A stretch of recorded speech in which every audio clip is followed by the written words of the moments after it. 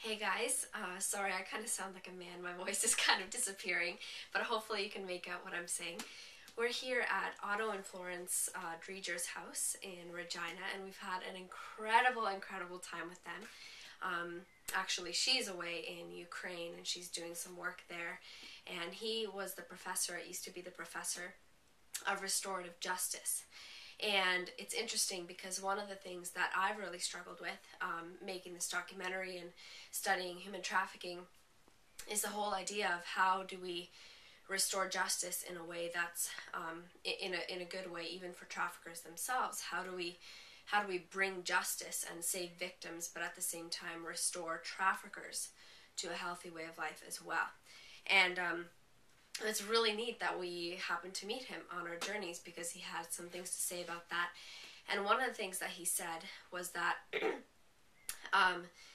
the first thing that needs to happen is these people need to admit that they have a problem. So our justice system, the way that it works, is that the defense lawyer will tell the person to say, you need to plead non-guilty. And this will happen even if the person knows that they did something wrong. And so from the get-go, we are crippling restorative justice because we're going into this with lies and not facing the truth. So that was really interesting.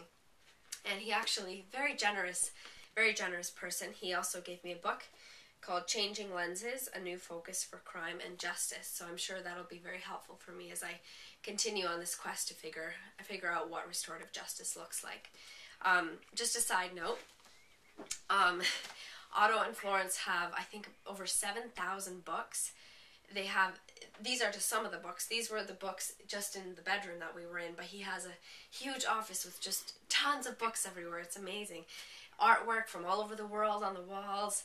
And I think one of the things that I love the most is how hospitable these people are. This is the guest book that they got us to sign. And in the last 10 years, they've had over, I think, 600 visitors.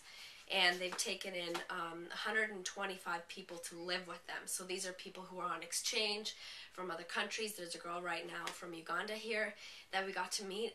It's just been such an incredible experience. So yeah, thanks so much for watching. We'll see you later.